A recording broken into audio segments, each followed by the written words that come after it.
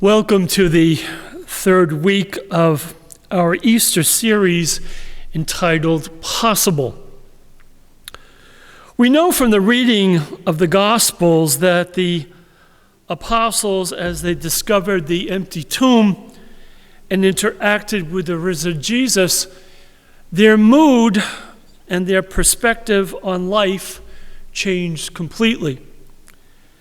As they came to faith in the risen Jesus, they discovered a renewed sense of hope and confidence in the future. Our goal for this series is that the same might happen for you. Wherever you are on your faith journey, we want this series to either bring you to faith in the resurrection or deepen your faith so that you have a renewed sense of hope. Over the last couple of weeks, we have looked primarily at faith. Today, and for the balance of this series, our focus this morning will be more on hope. Hope is faith directed to the future. How we feel about the future has a great impact on the present. That's very clear right now for all of us. And certainly with all that is going on and all that we're going through, and given our present situation, hope is so important to hold on to. Hope is the sunlight of the soul. Without it, our inner world walks about in shadows. It's like a sunrise in the heart. Hope sheds light over our view of everything, casting all things in a new light. Hope is unique. Hope looks forward, anticipating the good that is coming. Maybe you are struggling with that right now, but let me encourage you this morning to think for a moment about goodness coming to you. What would that goodness look like? Put another way, what are you hoping for? Maybe simply for your family to be okay. Well, what does that look like? What are you hoping for? What should you be hoping for? It's a trickier question to answer than what we might think. But to help us in the process, today we're going to look at another story about another encounter between the risen Jesus and his followers. It's from the Gospel of Luke. And Luke tells us that very day, the first day of the week, two of Jesus' disciples were going to a village 7 miles from Jerusalem called Emmaus. And they were conversing about all the things that had occurred. Two of Jesus' disciples, two of his followers were leaving Jerusalem and taking a 7-mile walk to a town called Emmaus.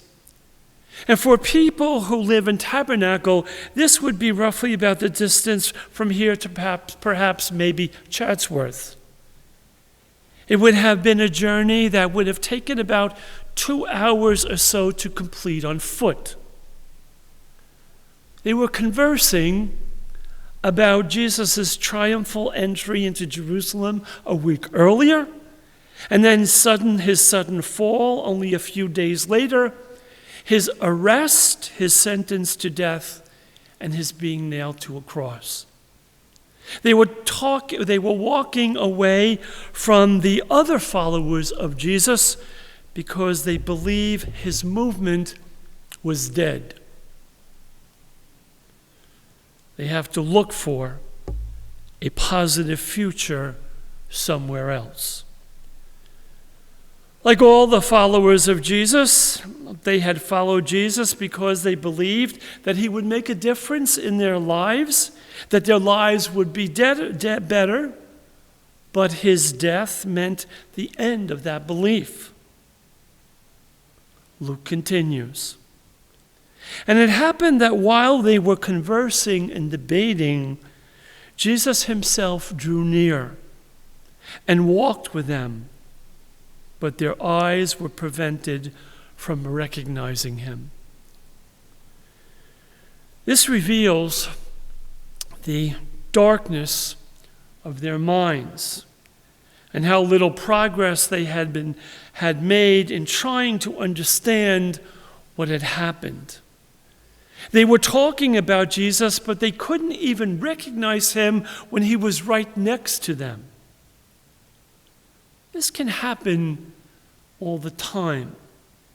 Many times we can find ourselves in this current situation with conversations that go round and round and round, but don't necessarily bring us any kind of clarity. So these two followers of Jesus are talking about Jesus, and it's going nowhere. And Jesus starts walking with them, but they aren't able to see him and who he is. Luke writes, he asked them, "What are you discussing as you walk along?" They stopped, looking downcast. Ever ask a question and it just stops people in their tracks? You accidentally hit a pain point. It stops someone completely. Well, that's what happened here between the two disciples and Jesus. The disciples were literally stopped in their tracks. They were walking, and that simple question makes them stop, and the countenance on their faces change completely. They were downcast, dejected, and they were men without hope. One of them, named Clopas, said to him in reply, "Are you the only visitor in Jerusalem who does not know of the things that have been taking place there in these days?" It would be like someone saying to you now, "What is this coronavirus? What is COVID-19? What else would we be talking about?" There really is no other news out there. Everyone is talking about this thing. The whole world is discussing it. Everyone in Jerusalem is talking about Jesus and what happened to him. But Jesus plays dumb so that they will share what is in their heart. He gives them the opportunity to express themselves to him, and so he asks them, what sort of things? They said to him, the things that happened to Jesus the Nazarene, who was a prophet mighty in deed and word before God and all the people. How our chief priests and rulers handed him over to sentence of death and crucified him. If someone asked us what we were talking about, we might answer COVID-19, this virus that has the whole world shut down. It shut down every major sport and gathering event for people. It has people isolated in their homes. It is impacting the whole economy and our whole way of life. Clopas says that they were talking about Jesus the Nazarene. He describes him as mighty in both word and deed. When he spoke with power and authority. Clopas had followed Jesus because he was mighty and because he was powerful. And then he says, perhaps, the saddest line in the whole story that we heard this morning. but we were hoping that he would be the one to redeem Israel. We were hoping. Other translations say, we had hoped. In other words, they had stopped hoping and they had lost hope. We had hoped are words of total dejection. Not only have things gone badly, but the months they spent with Jesus now seem to be a complete waste of time. These are the words of people whose hopes are dead and buried. Let's look at hope for just a moment. We could say that there are 3 degrees of hope. The first is casual hope. I hope it doesn't rain tonight. I hope my grass comes in full this spring. I hope dinner turns out right. I hope the baseball season starts soon. I hope we can still go on vacation this summer. Casual hopes are good things we desire that bring pleasure and satisfaction to our lives. When we lose out on casual hopes, we suffer some disappointment.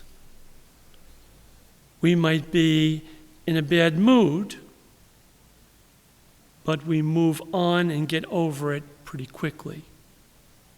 The second degree of hope is precious hope. These are hopes for the major areas of our lives.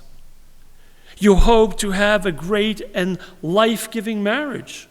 You hope to turn or be part of a successful business that can help feed your family. You further hope to make a positive impact on the world. Our precious hopes are far more valuable and deeper than our casual hopes. When those hopes are dashed, it can really break our hearts. It takes more time for us to recover from major setbacks that are precious hopes, or when we realize a precious hope will not be realized. But the loss of those precious hopes still does not absolutely devastate us. That's for the even greater degree of hope. Then there is the third degree of hope. There is our ultimate hope. Our ultimate hope is what we rest our hearts and souls upon. There really is only one ultimate hope that you can have in and for your life. Your ultimate hope is what you ultimately believe will bring satisfaction, blessing, and happiness into your life. And only God and His kingdom and the values of that kingdom are worthy of our ultimate hope. When our hopes are in their proper places, attached to the right things, not only do we flourish more fully as human beings, but we are rescued from 1,000 heartbreaks. The problem, of course, is that we mix up these different degrees of hope. We turn casual hopes into precious hopes and make precious hopes our ultimate hope.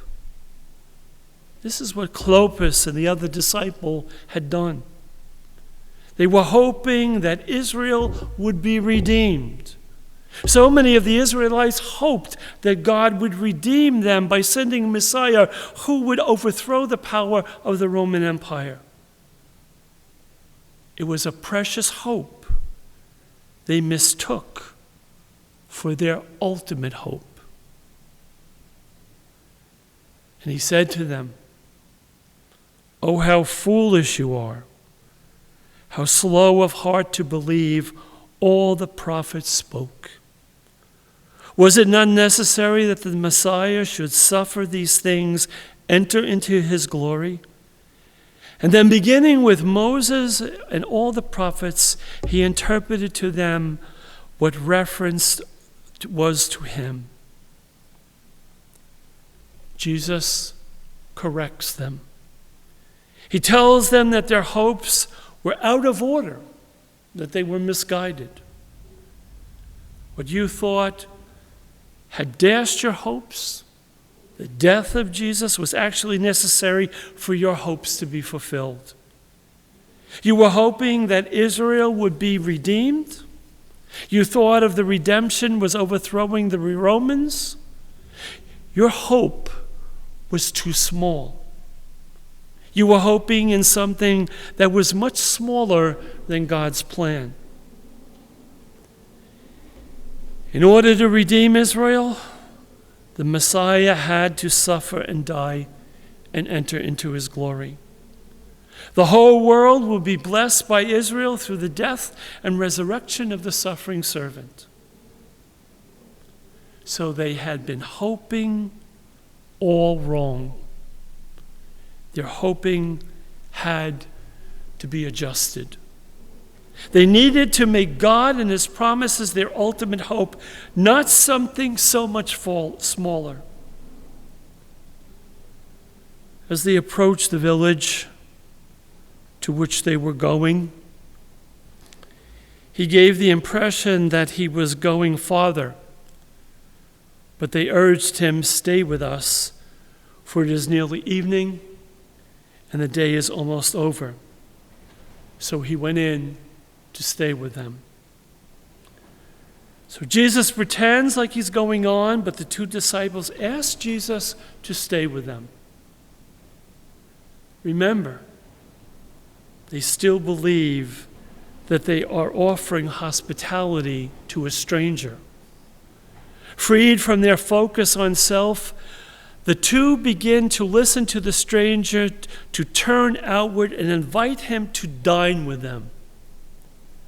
Clopas and his friend move from their own sadness to a willingness to care for someone else.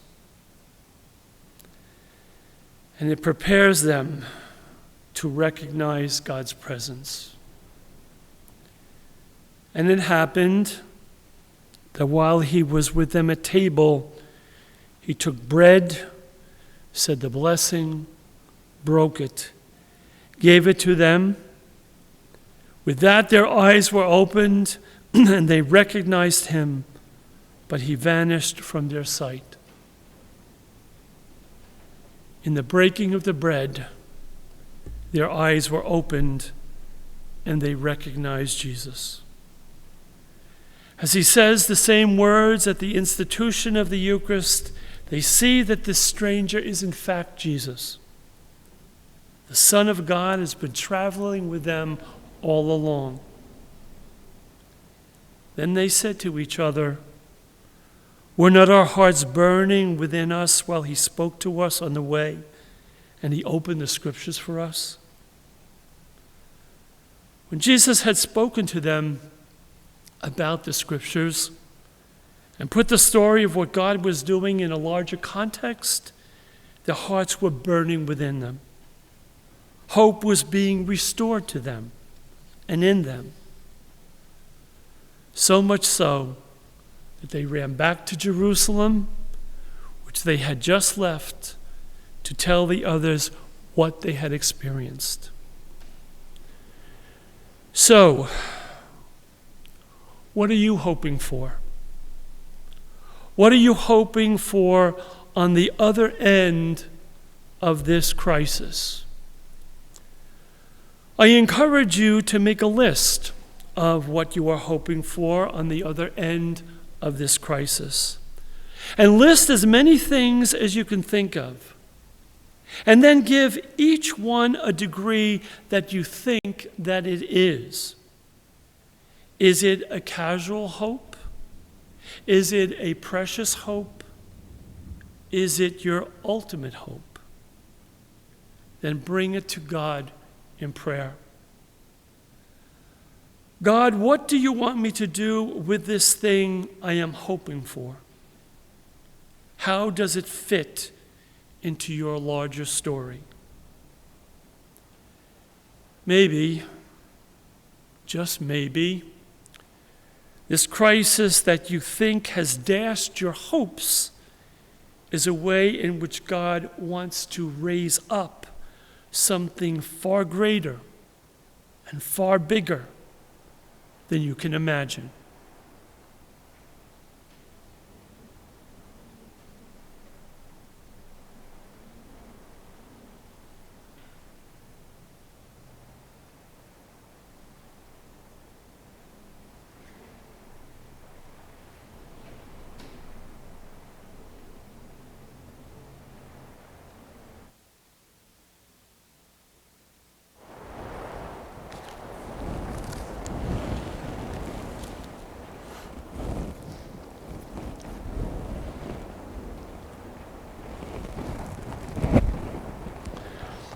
Let us profess our faith.